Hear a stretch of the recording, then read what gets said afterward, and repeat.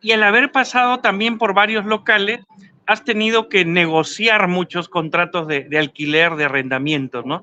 Por ahí habrá puntos que habrás rescatado o que ahora ya tienes más claro que qué cosas hay que tener en cuenta al momento de negociar ese alquiler o al momento de cláusulas que no deben faltar en el contrato. ¿Algo de eso has podido rescatar? Uy, demasiado. Yo creo que ese ha sido uno de los aprendizajes más grandes, pero es que hay situaciones muy difíciles, Fernando, porque cuando tú llegas con una capacidad de negociación muy mermada frente a la persona que te está entregando un local en arriendo, no hay mucho para negociar. O sea, él te presenta una serie de cláusulas en las cuales o las cumples o no lo tomas. Normalmente no ha pasado porque somos un sitio pequeño, no hay mucho poder de negociación.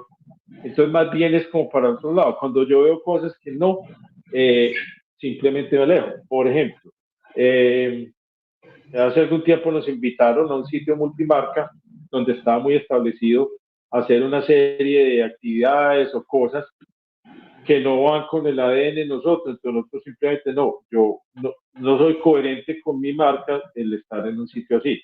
Pero esa era su cláusula. Yo no puedo llegar a decirle a una persona que tiene 8 o 9 marcas, esto no lo puede tener.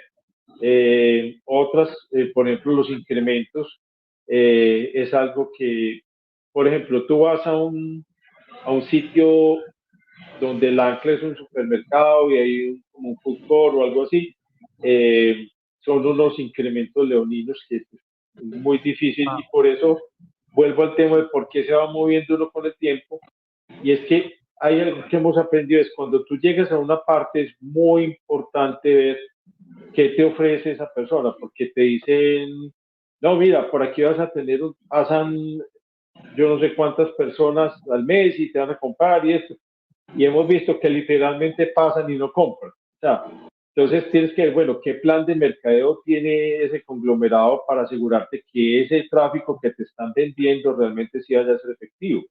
Y eso implica que tú vayas con ojo crítico de decir, si vas a ir a un sitio, o sea, tienes que ir casi que toda la semana a mirar qué pasa por la mañana, al mediodía, por la noche, qué pasa un lunes, qué pasa un viernes, qué pasa un jueves, porque puede ser que tú vayas un viernes por la noche y lo veas lleno, pero no fuiste un miércoles al mediodía donde no va nadie. Entonces tienes, o sea, a mí alguien que tiene unos restaurantes muy exitosos ahora y le aprendí mucho eso, tiene varios con estrellas Michelin en otros países, me dijo, Juan, un restaurante es como un taxi. O sea, tú lo tienes que poner a trabajar todo el tiempo. O sea, tú no puedes vivir de un restaurante que solamente es muy bueno sábados y domingos, porque el otro tiempo vas a tener que estar pagando el arriendo, los costos fijos, le tienes que pagar a los empleados.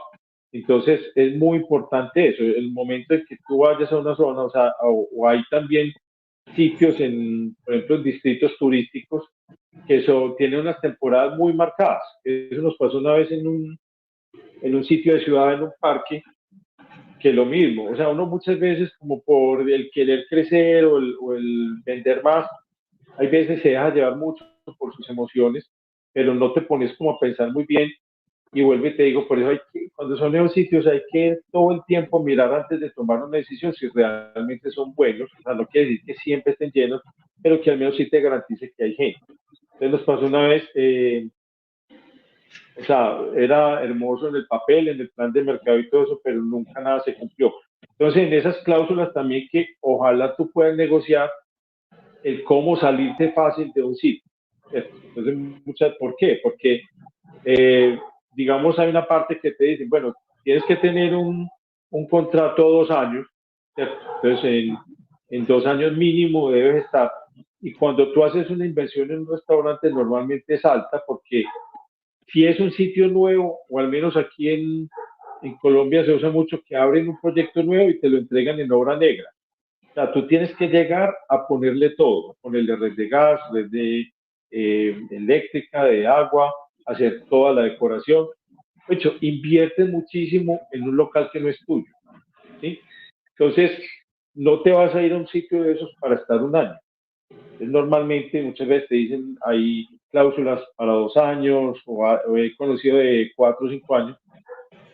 Pero ¿qué pasa? Tú comienzas el negocio y 2, 3 meses te das cuenta que no va para ninguna parte. O sea, que lo que se planteaba en un momento que fue muy bonito en el papel no funcionó y no te puedes quedar 2 años ahí. Entonces tienes que ver cómo te vas a ir, así pierdas lo que tienes, pero vas a perder más si te quedas 2 años.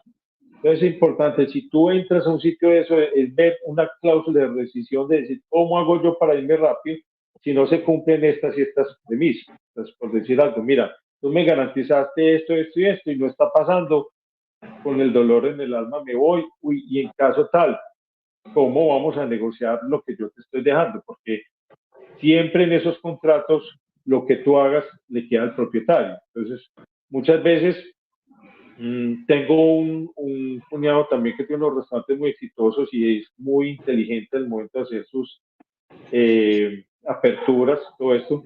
Entonces también tú lo puedes negociar con el propietario, decirle, mira, yo te voy a acreditar un sitio que es tuyo, ven, vamos a negociar si yo hago esto y te pongo, por decir algún deck, te hago un techo, algo así.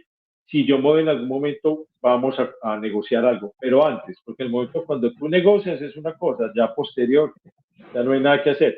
Entonces, en esas cláusulas, desafortunadamente, uno siempre está como muy por debajo y no tiene mucho poder de negociación. Pero hay ocasiones en que sí es muy bueno uno tener como algo de donde agarrarse. Si esto no funciona, pues uno puede decir, o me voy rápido, lo que perdí, perdí.